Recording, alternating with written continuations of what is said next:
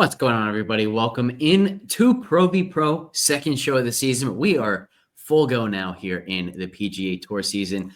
Justin, how did you feel about last week's event? Because I thought Pebble put on the show we were hoping, and it was just a good all-around week. Yeah, Saturday was a lot of fun to watch. I was kind of, obviously, with us being on Matsuyama, I was disappointed because he went off so early, having that early tee time. I thought, man, if he could go shoot 5, 6, 7 under, get right back in the mix. Obviously didn't happen, but there are guys that were able to capitalize on the split tee, early tee times and move up the leaderboard. Yeah, absolutely. It was not Hideki's best event. It was the first time in a long time, first time since the Travelers Championship back in June that he lost strokes with his approach play. Was his usual self around the green, was a magician around the green, but he made himself be great around the green way too much. So that was kind of the first thing we got wrong this past week, is just being as high as we were on Hideki.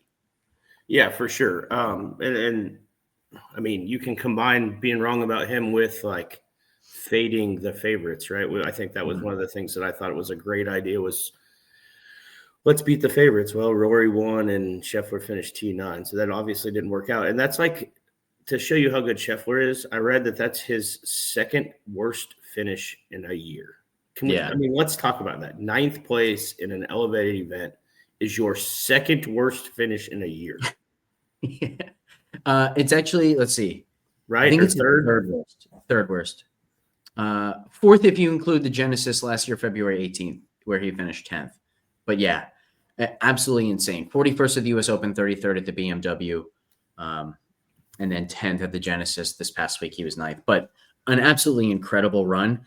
It was also the first time for him that he lost strokes around the green since the Memorial. So just incredible display of all-around golf, and yet still gained over 2 strokes per round with his approach play. So I think there was some rust. Like I noticed the second hole on, let's see, what day was it? Maybe Friday, first time he played Pebble. One of the things we know with Scotty is like he is the master at always missing in the right spot. And there was a front pin on the short par 5, and he missed short left and had absolutely no chance of getting it close. And like, okay, that's a sign of rust because he doesn't miss in the wrong spot, and he missed in the absolute wrong spot on that one. So as rusty as he was, he still finished T9, still gains over 2 strokes per round with the approach play. He is just an unstoppable force. And so I'm glad you brought that up because it kind of leads me into another point that I don't know. Did you watch or listen to much of Rory's interviews throughout the week as he played and stuff? So you're talking about being short-sighted there. He even mentioned this, Rory did, of playing more Scotty Scheffler like golf. And I think to your point is exactly what you just said is we're not going to miss short-sighted anymore. We are going to be smarter about where we miss and maybe pick less aggressive lines. For a guy that drives it that good, it's hard to argue with that. I mean, I think that I was impressed by that statement. To be as old as he is now, to just figure that out is kind of weird. But if that's the case, I look for him to contend, especially at a place like Augusta this year. I'm so glad you brought this up because this is something I really wanted to talk about this week, because when Rory talks about taking some more conservative lines off the tee, especially, I can't tell you how much that resonates with me because I know where he's coming from. Like, as somebody who drives the ball well, as someone who's the strength of my game is driving. And we've talked about this a bunch. Like, you and I are kind of polar opposite players in that way, but it's not just about like always wanting to hit the perfect tee shot. It's for one thing, like there's an element of, hey, I know that when I win, when I contend, I'm doing so because of my driving. So I want to make sure that I get the most out of my advantage that I possibly can. So there's that aspect of it. There's also a very human element of it, which is just, it's fun to hit drives that other people can't hit. It's fun to have 7-iron in on number 14 when everyone else is back there hitting 3-iron or 7-wood, something like that. So I think like the 14th at Pebble is such a perfect example of when Rory should really push the gas pedal down and try to take full advantage of his length and his accuracy off the tee, by the way, right? Like, it's part of the reason why he's so incredible off the tee is not just that he's as long as he is. It's that he's, as long as he is in team control, kind of very similar to the way that Bryson DeChambeau does it. But I think that like hearing this from Rory is so encouraging for his season ahead. If he can pick his spots correctly this season, and where Rory and I very much differ is like Rory can win golf tournaments with his approach play. He can win golf tournaments with his short game and his putter. I can't. So when he decides, all right, I don't need to win this week with my driver, I can win with everything else, that's going to make him really dangerous. And even to that point, did you notice how many fades he hit this week compared to normal? Like we don't see that often. Like you hardly ever see his ball curve right in previous years. And I mean, if you can hit a fade and still fly it 315, like what are we, I mean, how hard is that to beat? And it's obviously something that he's worked on. I mean, set up left. I mean, very clearly trying to hit a fade. Here's a stat for you. Last season, his best week off the tee was the Wells Fargo. He gained 1.7 true strokes. Actually, he gained more than that at the U.S. Open, gained 1.98. But distance-wise, the most yards he gained per drive on the field, 29.8. Here at Pebble Beach, 36.2 yards per drive over the field. If Rory McIlroy got even longer, we're going to see some big numbers from him this season. I think he's got a chance to actually like rival peak Bryson DeChambeau off the tee this season. Yeah, all around, I'll be like a lot of good signs. We'll see. I mean, we've said this about Rory before, right? I mean, we've seen brilliance out of him many times. I mean, there was a time where we thought he was the only person that could beat Tiger, right? I mean, there was a point that was kind of our thought, and now we're like, is this the only guy that can beat Scheffler? Yeah. This is the first time he gained more than 36 yards since the 2023 U.S. Open, where he gained 47.7. But remember that U.S. Open, you're playing against a lot of guys who aren't actually tour caliber that do bring those numbers up a little bit. Prior to that, it was 40.6 on October 23rd, 2022 at the CJ Cup. So we really are talking about like a historically good driving performance from Rory himself. And Rory's already one of, if not the single greatest drivers in the history of golf. What a performance. What a win. You know what I am a little bit annoyed with us about is last season, we took Rory in the one and done at Pebble Beach. He was 1%. He started really well, then kind of faded. And afterwards we said, you know what? We were really sharp to go to Rory knowing he'd be 1%. Why didn't we even consider doing it again? Because he was 1% and won the golf tournament. I was watching after the second round, and I was like, man, why didn't we at least talk about it? Like Yeah. You say after the second round. For me, it was like after the second hole. I was like, wait a minute. 1%. Why didn't we just go right back to it? Yeah, and I hope we don't fall into that trend of being like 1 year late on everybody all year. Right. That being said, something that we were really right on that we both kind of agreed on was Billy Horschel's play and continued success with the top 10. And I think that might translate even better into this week. Like he's known to play well here and kind of fits the bill for him. So, as much we're giving ourselves grief for some of these other guys, we did get, Horschel right. As far as just the way he looks in general. And I was pretty pleased with having him on my DraftKings team.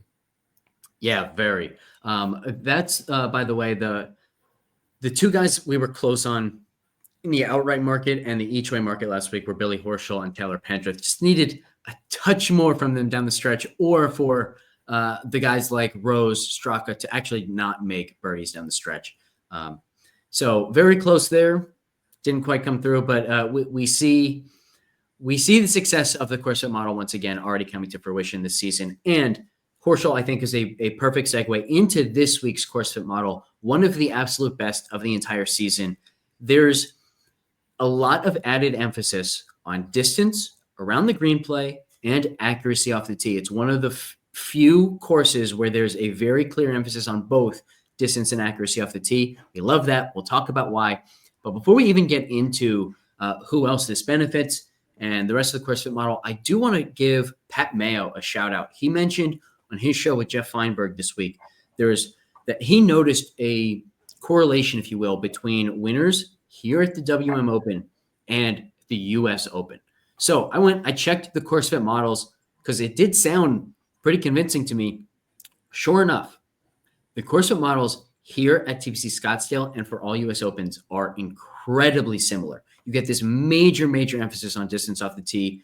You get a surprisingly strong emphasis on accuracy off the tee, given how strong distance is, right? Like there's usually a give and take between distance and accuracy. If distance is more important, it usually means accuracy is less important, or vice versa. Here and at the US Open, both are more important, but especially distance. You get a slightly negative weight on approach play, get this big emphasis on around the green play, and then putting's pretty neutral. Incredible how similar they are. Let's talk about why. Yeah, and it really makes sense. The only thing that I would say is these fairways are going to be a lot easier to hit than a US Open. But outside of that, I mean, well, real quick, Justin, like I think what we're not saying is that the test is identical. They are very different tests of golf. It's just that the way they test golfers, like kind of like the way you and I have very different approaches to picking players and how we go about finding bets or finding our favorite DraftKings plays. But oftentimes we end up in the exact same place. It's the same idea here. The test of TPC Scottsdale is very different from the test of the US Open. They just happen to accentuate the same areas of the golf game. Right. I think outside of the fairways being wider than like a normal place, everything else makes exact sense, right? To me, everything. And it's going to go back to the conversation that we literally have about every week, and it's about high leverage shots. And, we used to play here in college all the time, and you have a lot of huge shots. But once again, to Scotty Scheffler's point, to these guys that do things so well, when they're going for par fives and two in a high leverage shot, they either hit a really good one or they miss in the correct spot, leaving them a pretty good chance of getting up and down so they can lean on their short game. They don't have to hit perfect shots. This has got to be one of the highest golf courses they play all year as far as high leverage shots go. Yeah, and I think we've talked about this before, but I think number 15 at Scottsdale is the perfect example of a high leverage golf shot hole. You have to drive the ball well to give yourself a chance to hit the green in two. This is the par 5, by the way, island green. So there's water all over the place on the tee shot too. Like some guys are going to pull it left. They're going to be in the water. They might have to re-tee. Maybe they'll get a drop. So we'll see double bogeys. We'll see triple bogeys on this hole in the week. We'll also see a couple eagles, and we'll see plenty of birdies. But you have to hit good shots. And that's what a high leverage shot is. It's when the difference between a good shot and a bad shot is even larger than usual. And you just get a ton of them on this golf course. The tee shot on number 11. We talked about 15. 17, the tee shot on 17, the really short par 4, diabolical green, water just left of the green. That is just like a perfect, it's the epitome of a high leverage shot. So that's kind of the signature, if you will, of this golf course. It's high leverage shots all over the place, which brings in an element that we have talked about of course management and how course management kind of finds its way into our strokes gained driving accuracy metric and strokes gained around the green. Part of being good in those skill sets, it's not just about being accurate off the tee. It's not just about having a good short game, but it's about consistently managing your misses and putting yourself in position to recover from those misses and still score after some misses. So definitely get that in full force here at Scottsdale. Yeah, and the other thing here too about the short game stuff is it's a little bit different than like say when we get to Florida where you've got a lot of grainy Bermuda chipping wise. Here everything's overseeded, so it is a little bit easier, but that means it's a little bit easier for everyone, right? So your good chippers are going to be even that much better. Your mediocre chippers are going to be a little bit better than mediocre, and your bad ones are probably going to be closer to average. Not only that, but the green complexes can be really difficult. So the fact that you get a good line can control it. Like you need that ability. Otherwise, everyone's bailing out to the exact same place. Like think of number 17. Imagine you're short right of the green. The pin's front left. There's water right behind the hole. If you're going to hit that close, you need to be incredibly confident that you're going to clip the ball exactly the way you want. If contact is off just a little bit, you're either 20 feet short or you're 20 feet long in the water. So the fact that the lies are as good as they are, I think actually really helps this golf course, because otherwise we'd see a lot of like really boring chip shots, just, bump and run, leave it 15 feet short on purpose. Instead, we get to see the Hideki Matsuyamas, the Benny Ons of the field really try, clip it perfectly, spin it, and get it close to the hole. And when those guys are hitting those types of shots, it's just a beautiful thing to watch. Yeah, no doubt. And I love it personally. Like, it's my favorite part of the entire game is watching some of the imagination and the shots that they have to hit. And you're right. This place, even the first par five, like the on the front, what is it, like 3? The green is so diabolical there that you have to leave it in the right spot to try to make birdies and stuff like that. So it's not as much of a high leverage shot as 15 and even 17, but it still is, like, if you're going to make a birdie, you have to leave it in the correct spot there. Yeah. When we say that this course is all about distance, accuracy off the tee, and around the green play, who are some players that come to your mind? So the very first thing that came to my mind when you said this, it was Sam Burns. Like, just because of that's just what I know of this golf course and the way he plays here and what he does well. And he putts so well.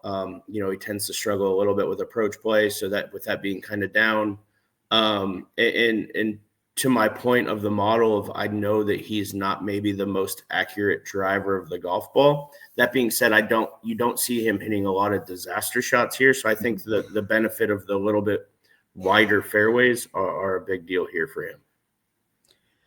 Yeah, I definitely don't hate this call. He's right below Hideki Matsuyama in DraftKings price. And to me, like, Hideki is definitely one of the guys who stands out. And it should come as no surprise that he's such a strong course fit, given how good he has been here at Scottsdale. And in particular, it's the fact that, like, historically, I think you could make a case that Hideki Matsuyama has one of the best short games in the history of golf. And certainly over the last 10 years or so, he's still up there in our around the green rankings. Justin Thomas is kind of the clear number 1 now, but Hideki's still top 5 in the world short game wise, no question. So he's there. I think the guy that you and I have talked a lot about over the last few years as like this potential breakout candidate into being a like top 10 player in the world, not just breaking out into the top 30 or so. He's already kind of done that.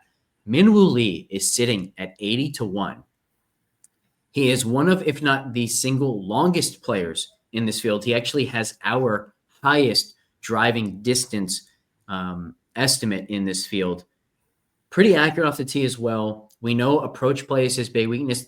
Did have a very good iron week this past week at Pebble Beach, and a very strong short game, can also roll the rock. So Min-Woo Lee is kind of the first one who stood out to me. I don't know that I love the 80-1 because he's surprisingly a low volatility guy. So maybe we're actually underestimating his volatility just because it's weird. Like, if you look at Min-Woo's game log, if you will, just kind of going event to event, he has this very weird, like, inverse correlation that shouldn't actually exist between the way he drives the ball, his short game and putting, and his iron play. It's like the only time he spikes with the irons is when everything else isn't quite as good as it usually is. Like last week, didn't make a ton of putts, didn't drive the ball as well as he often does. Great iron play. And then you look back at like the DP World Tour Championship, drives the ball really well, gains a ton with his short game, but lost over a stroke and a half per round with his irons. It's like we're getting so much of that I think we're probably underestimating his volatility. What do you think of Min-Woo here? Do you like him more as an outright, more on DraftKings? What are your thoughts?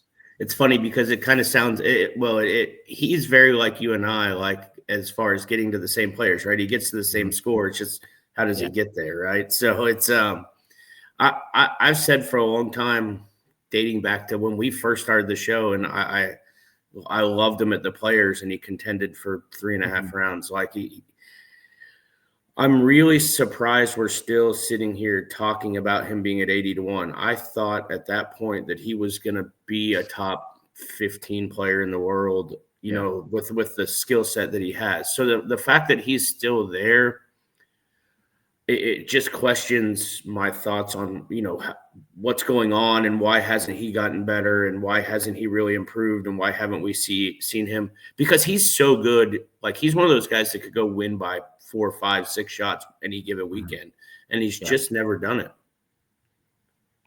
Yeah, right below him, from $7,900 to $7,800 in DraftKings, and also very similar prices in the outright market, is Davis Thompson, who we actually have is more likely to win than Minwoo Lee just because he's a higher volatility player, but very similar skill sets. He's great off the tee, more accurate than Minwoo off the tee, but not as long, obviously. Also has an elite short game, and he's actually worse than Minwoo with his irons. So another guy who really just fits this golf course, I think, is a chance to shine this week. And then you mentioned him already, Billy Horschel. Talk about a guy kind of built for this golf course. He's not the best player off the tee, but just put him in play. Irons are great. Putting is great. We know the short game is great. He's also, I think, very reminiscent of Nick Taylor as a player in the sense that he just has the stones to get it done under the pressure. Not just we talk about all these high leverage shots. The pressure on these high leverage shots goes through the roof when you have a high leverage shot in a high leverage situation because you're around the lead with just 5 holes to go or something like that. So I do think there's an element of you want guys who, if they're put in that position, they can come through, and Billy's obviously one of those guys. So there's a guy that we always talk about, and it seems like every show, and we haven't talked about him this year, and I think he is priced way too high this week. I think I saw mid-60s at him beginning of the week. I haven't looked at it lately. And that's Siwoo. Finished 12th last week. Finally got something going. Actually, from the highlights I saw, it looked like he maybe even played a little bit better than where he finished. And I think he plays good this week. I really do. I think that he likes it. I mean, just judging by last year's President's Cup, he kind of likes the intensity. He likes the louder crowd. And he's kind of been our guy for a while now. And I think this might be a good spot to kind of be ahead of the curve on him. It's the first time he gained strokes in all 4 categories since his 5th place finish at the BMW Championship in August. So I think this is a really good call. Definitely played well. And we've seen from Siwoo, he can be really, really streaky where he's either feeling it or he's not. And definitely a good sign last week that maybe he's feeling it right now. Yeah. Did you see the deal he did with Rappaport, where he played at TPC Las Colinas and he just caddied for him? That's a pretty good watch. And it kind of shows you his personality a little bit better than I think, he's finally getting confident enough in his English to do something like that. Right. I mean, to not say anything he shouldn't or whatever, or just be misinterpreted. So I just, I think he's in a good head spot right now. And I think that, after playing well last week, and then you come to a course that, not only do I think that the course fits him, but also just the surroundings and the settings and that kind of deal. All right. I've got one more guy for you here as a course fit specialist, Benny On. When we talk about driving and around the green play, immediately my mind went to Benny On. Problem is he's second to Minwoo Lee in distance at 0.39, but his driving accuracy has kind of fallen off the board a little bit. And his short game also hasn't been as strong as historically it's been, at least over the last few years. But it reminds me a little bit of Rory last week, where Rory wasn't projecting that well for us, in large part because a lot of his data was stale. He hadn't played yet this season. So a lot of, what we do in our models, we have this really cool balance of long-term form and recent form. But right now the recent form isn't quite as relevant. And so I think what I made a note to myself of I want to take a look at some of these guys and try to find the guys who are reverting back to more of their long-term form. And man, Benny On fits this bill perfectly. He's played 3 times this season, the Century, the Sony, and last week at Pebble. He's gained 0.57, 1.23, and 0.67 strokes per round with his short game. So far this season, we are seeing truly one of the world's best short games from Benny On. We're not projecting him that way because towards the tail end of last season, he was actually kind of struggling with the short game as he was working so hard on his putting. The short game's back. He's driven the ball very well in all 3 events, and now he gets to a course that really accentuates that part of his game. So I think this could be a very, very strong Benny On week as well. Yeah, no doubt. I'm just obviously not having the projections in front of me. How does Sam Stevens project? Pretty well. I want to real quick grab betting on is 50-1 this week. I think that's probably strong. It's not strong in our model. Maybe he's just going to be more of a DraftKings play for me. But let's see. Sam Stevens. Where are you, Sam Stevens? I just feel like he's a next. I don't know how the course fit is for him here, but I just feel like the way he's playing, he might be somebody that breaks out pretty soon as well. Yeah, he projects very well here. He is one of the best drivers in the field, gaining 0.17 per round with his distance, 0.37 per round with his accuracy. For context, like that's a little bit better in both categories than Davis Thompson. So really, really strong off the tee. Doesn't have a great short game, but that's kind of the only weakness to his game. So he's projecting quite well. He's pretty much right in line with Min Woo and Davis Thompson, by the way, in expected strokes gained. Like Min Woo, his event-to-event standard deviation is low, so kind of a low volatility player. So not popping in the outright market, but could be like a just very solid floor DraftKings play. All right, I lied. One more guy, Keith Mitchell, also 7,500. I'm staring at him right below Sam Stevens here. What did you think of Mitchell last week? Because I kind of like what I'm seeing so far this season. Man, I think that, like, I'm not ready to get on the Keith Mitchell bandwagon yet, but I think when we get to Florida and that Florida swing, if he keeps trending the way he is and knowing that how much better he's historically played in Florida, I think that's when I'll be ready to be on that bandwagon. So the thing that I wanted to see from him coming into the season, if you remember last year, week after week after week, the story was the same. He drove the ball incredibly well. He was hitting his irons better than he ever has in his career, and he was flushing that advantage down the drain with his putting. The lack of made putts was driving him crazy, and we didn't love the body language. So coming into this season, I wanted to see two things. Number one, I wanted to make sure that the ball striking is still there, particularly off the tee. I also wanted to see more putts falling and just a general improved attitude on the course where he's not getting so down on himself, so mad at himself. I really liked, I can't remember which day it was, but he started on number 1 on Pebble Beach. Maybe it was Saturday. Starts par bogey on the super, super easy holes to start the round, and then rattles off 3 birdies in a row. Like last season, if he would have started that way, including, I think it was like a missed 3-footer for par on number 1 and then a missed 6-footer for birdie on number 2, something like that. If he had that start last season, he was in his head. He was ejecting, might have been 4 over on the next 4 holes, something like that. So to bounce back the way he did. And we've now seen him play 3 events. He's gained strokes putting in 2 of them. The driver has been as elite as it always is. I like what I'm seeing from Keith Mitchell. I think it's some really, really happy roads ahead for him. Yeah, like I said, I don't disagree. I just think I'm going to wait till we get to Florida to dive all the way in. And yeah.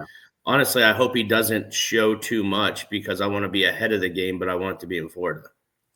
Yeah, good point there. I think I probably won't go to him for an outright this week, but definitely interested on DraftKings. Also worth mentioning, both he, Min Woo Lee, betting on all these guys, really, really good scores. So if they finish 30th on the actual leaderboard, they're probably 20th on the DraftKings leaderboard, something like that, which is why I'm always interested in them. One more good, feel-good story. Gary Woodland playing some good golf so far this season. We get to a golf course that really accentuates driving. Is this potentially a Gary Woodland week? I don't know. I don't know how he feels or whatever. It is good to see him. Mm-hmm. His attitude is so much better. He's playing better. There's so many things. You obviously hate to what he's had to go through to get there. But the way he's acting as a person, the things he's doing, the way he's playing all show a lot of really good things. Yeah. I'm not sure that I'm quite interested in being involved in him financially, but yeah, for sure, easy to root for right now, and hopefully continues to get better and better, because there was a time that we thought that he was going to win a lot. Yeah, 4 top 25s in his last 6 starts dating back to the fall. Was very good at the Sanderson Farms, was very good at the Shriners, and then starts this season, Sony Open and Pebble Beach, both good finishes there. So really like what I'm seeing from Gary. I think I'm with you. It's like I'm not seeing enough that makes me like really want to play him. And now if he's going to be 2% owned, sure, he's going to look really good in the GPP scores, but it's not like I'm expecting him to go out and win, but I do really just enjoy seeing him playing this well. I think that's kind of it in terms of the guys I really want to discuss. Did you see anything from Fowler, knowing that he plays well here? Do you see enough from him to think about him playing him in any form or fashion? Let's see. Where is Ricky? Doesn't project poorly. We've got him gaining over a quarter of a stroke on the field per round. His best skill set right now is his accuracy off the tee, so that part's good. Surprisingly, not so great with his short game. Let's see what do his strokes game profiles look like so far this season. I just know he's always played well here, and he draws a lot of attention. Man, never forget when he chipped it in the water here. Remember when the greens got water on them and it skidded and went in the water? Mm-hmm. Yeah. Talk about like how precise you have to be on these pitch shots. Like you change a variable like that, you put just a little bit of water on them, all of a sudden their landing spot changes. That's why I love this course. Very strong fall for Ricky. Wasn't great at Pebble. I wouldn't say that I'm interested. I don't think he's a bad play. I would say he's very much an ownership dependent play. Like if he's getting 10%, easy fade. If he's 3%, there's enough upside there. I think that's the way I put it. He's sandwiched right in between Harry Hall, Billy Horschel, Sam Stevens, all who project better than he does. So I would be surprised if he gets much ownership, but I could be wrong. And then you also get Manuel Lee, Davis Thompson up above. You get Keith Mitchell, Andrew Novak playing some really solid golf, Tom Hoagie right below him. So it does seem like he's in a price point where he could go overlooked, end up 3%, and be a solid play. Yeah, I was just curious. I just know that there's a lot of people that follow Ricky and that, he's kind of a fan favorite and he's been playing a little bit better, to see if you could ever pick a place for him to really break out again, I would guess, it's going to be a place like this. Yeah. Let's see. Do we have any underdog plays available so far for PGA? I've been on a very hit and miss start to the PGA underdog season, the pick'em game. We don't have any birdies or bogeys picks yet. We haven't really seen many bogey or worse props available, which is very disappointing. Hopefully we get those as the season goes on, because we had a ton of success last season, like going over on 2 birdie picks, but then also an over on bogeys to get a better payout than if you're just going all in on one style of pick. It's a lot harder to have 2 overs on birdies and then 1 under on birdies. What you're trying to find is those situations where guys are going to be making a bunch of both, and the pricing doesn't totally reflect that. So hopefully they will give that to us this week. But until then, there's not much we can do on the underdog side of things. So why don't we kick it to one and done?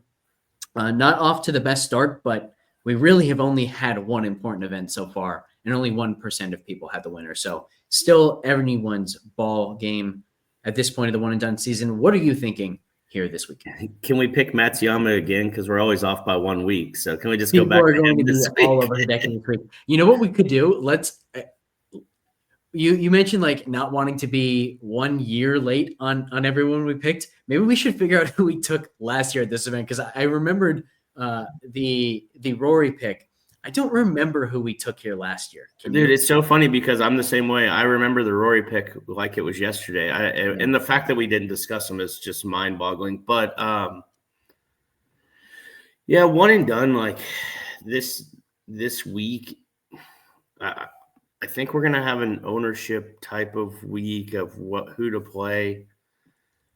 I don't have an early lean. I mean, maybe somebody like Sungjae M would be a starting spot for me, because I can't think of a place that he sticks out as playing anywhere else.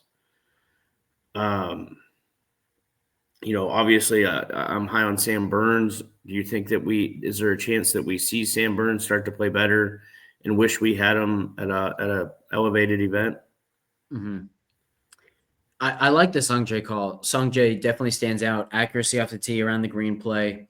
I think he just like a good demeanor for all these high leverage shots. So I think the Sungjae pick is a very strong one. I kind of think we want to save Burns for a place where putting is one of the key elements of the course fit model, because he's just like when you look at his strokes gain profile versus the other guys in his price range, whether you're talking DraftKings or the outright market, like you don't think of his strokes gain profile as belonging with the other guys until you get to putting and you see how far ahead of everyone else in that range he is. Like the only elite player in the world who can really rival Burns, at least on the PGA Tour in putting, is Xander Schauffele. And Xander's not in this field, but I think I like the Sungjae pick quite a bit. I think we can take a risk on a Benyon or a Minwoo Lee, someone like that, but we definitely don't have to take that kind of risk. So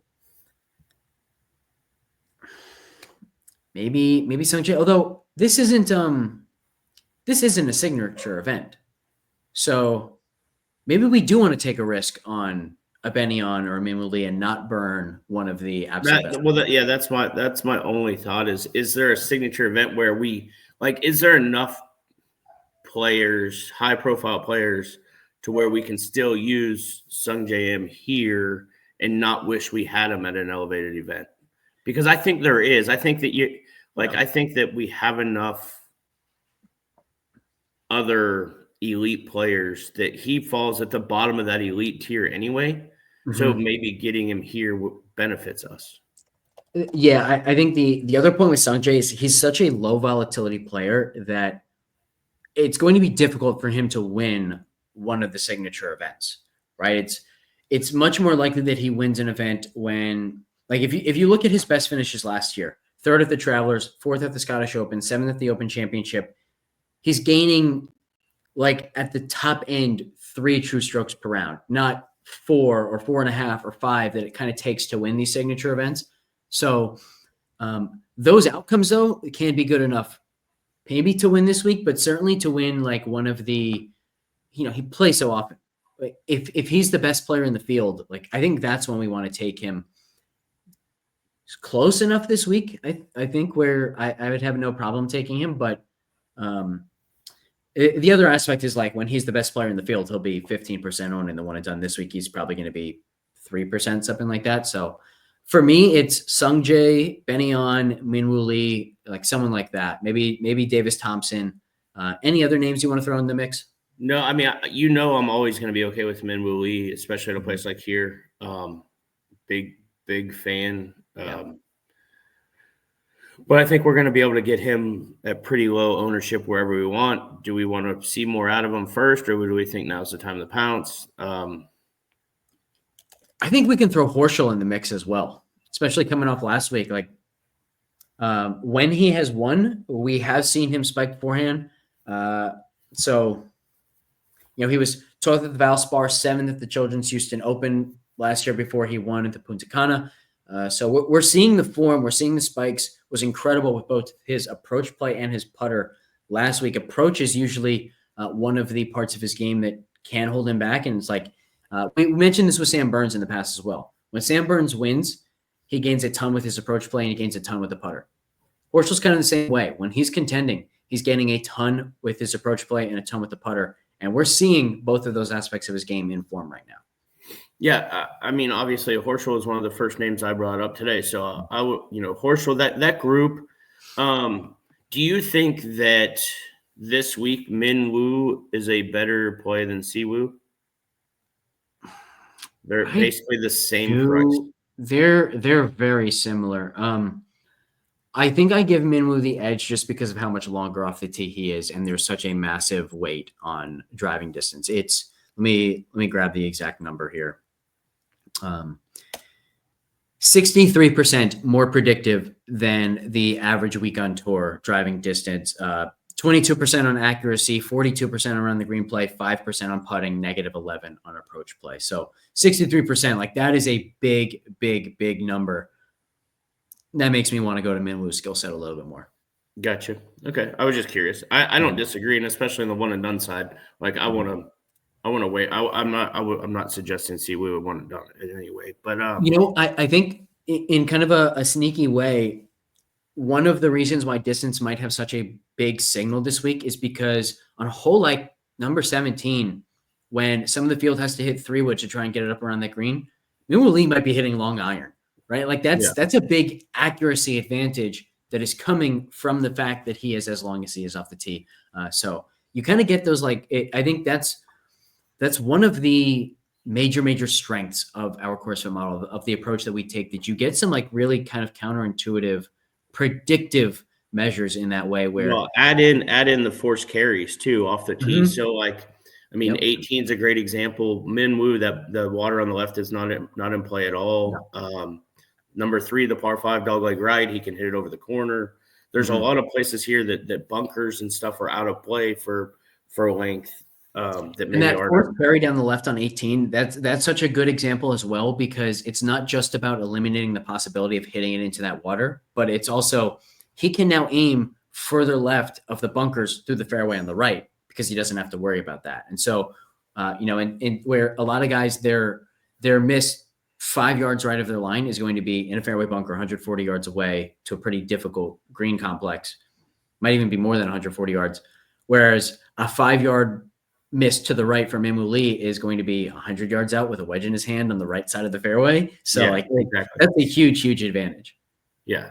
And there's a couple of places like that throughout this whole golf course. So yeah, I mean, I could get behind Lee here. I still probably lean Sungjae, just because I don't think that we'll regret not having him somewhere else. That being said, I'm going to kind of look, throughout probably this evening and see if I don't see a better option. We didn't mention at the top, Justin, but I have to give you my condolences for the loss of Luka Doncic. Oh man, I guess I just can't wait for Rangers season now. I guess I don't have to worry about watching the Mavs the rest of the year. And I'll give you my take, like, as being a reason. I'm a very reasonable. Like, I'm not a huge Mavs fan. I like the Mavs. Dirk was awesome, right? He stayed here for so long, so that really drew me in. I don't necessarily think that this trade makes us worse day one. Mm-hmm. Like, I honestly, like, what we need right now is a big man, and we get one of the best in the country. And so I think what's going to suck is in 4 years when our window is completely shut and we're watching Luka take over for LeBron and score 45 a game and watch them win an NBA title. Have you seen the theory kind of posted all around Twitter about going to Vegas? Yes. Yeah. So I think that they bought the Mavericks because casinos are coming to Texas. They wanted to have a stake with Abbott to be able to build at where the old Dallas Cowboys Stadium is actually the site. They've already bought the land. Like, they are prepared for gambling to be legalized in Texas. That's why I thought the Mavs. That's always why I thought. Nobody really talked about it. This makes me wonder. It has to make you think about it. Like, hey, were they really doing this just to try to move them back? But I don't think that our GM would, if he quit being a Mavericks GM right now, he could have got a million jobs. Well, not right now, but before this dumbass trade. But yeah, there was a point where, like, he was one of the most well-respected GMs in the entire, outside of maybe your top 3 or 4. So for anyone who's not familiar with the theory, the thought is that the Mavs ownership wants to be able to threaten that they're going to move the team to Vegas in order to push through the Texas legislation, like the right to actually build a casino right by the arena. And if Luka is on the team, this international superstar, there's no threat that you can actually move the team to Vegas. So that's a theory that's being posted for why this trade took place. I kind of actually think that it might just be that they were fed up with either Luka's drinking or the fact that he's out of shape and not conditioned, that he doesn't play defense. I don't really know, but the sentiment that I've heard the most from you and from some of my other friends, like one of my college basketball teammates is a diehard Mavericks fan who lives in Texas. And his point is, like, you know what? I don't even care if this makes sense basketball wise. Like, Luka was our guy, and we like it's like a feeling of betrayal. Would you agree with that? Yeah, because you got to think we just went through this with Dirk. So, like, Dirk was so great, stayed here so long, won a championship. We kind of thought Luka was going to be that. He's still 25, right? He's still a kid. Think about, how much Dirk matured between 25 and 30. Because Dirk was a huge bitch when he was young too. Like he complained a lot when he was young. Like he whined to the refs a ton. Now and you're hoping that Luka kind of develops the same way that Dirk did, and now we don't get to see that happen. That being said, there might be more to the story. He might be more out of shape. The injury might be worse than we know. I don't think that Nico would jeopardize his entire career on this trade, knowing the backlash he would get without being pretty confident. Yeah, I think that's a good point. Last thing, go Birds. Let's get a Super Bowl victory. Yeah, that's true. You got a big week, so. Got a big week, yeah. I'm feeling pretty nervous about it. I think the Eagles match up very well with this Kansas City team, but it's impossible to match up really well with Patrick Mahomes and Andy Reid. They're just such a lethal combination. So I would be more worried about Spagnuolo taking away Saquon. If he's just so good at what he does. If he takes away Saquon, it makes it a different game. Now, if they can't figure out a way to stop Saquon, then I think that Kansas City's in big trouble. It's a weird matchup because I feel like when Kansas City's on the field, the range of outcomes isn't that wide. Like I think we know, like Kansas City is going to have some success. The Eagles defense is going to have some success. The other side of the ball, I could see Kansas City's defense dominating this game. I could also see Philadelphia's offense just scoring at will. Like it's just such a wide range of outcomes on that side of the ball. Going to be a fascinating conversation, by the way, for the matchups show, which we got coming up in the next couple of days. So keep an eye out for that on the FTN YouTube channel. You can also find it on my Twitter at AlexBlickle1. Any closing thoughts here, Justin? No, we got a good golf tournament to watch, and then a good. So it should be a really fun Sunday. Hopefully we've got somebody that has a chance to win on Sunday, and then get to watch Super Bowl. Yeah. Also, keep an eye out over the next couple of weeks. Contest sims for PGA are going to be ready very soon here at FTN. Don't know exactly which week yet, but we're definitely going to have like a quote unquote free trial for it, where they're not going to be free for anybody, but they're not going to cost any more than just the base DFS subscription for at least 1 week. So everyone will get a chance to try that who is already an existing FTN subscriber. And then the price will go up. So you're going to want to take advantage of that opportunity once it comes. And like I said, that will be announced very shortly. I don't know the exact timeline just yet. The plan is for them to be ready next week. So keep an eye out. And thanks for tuning in. We will catch you next time.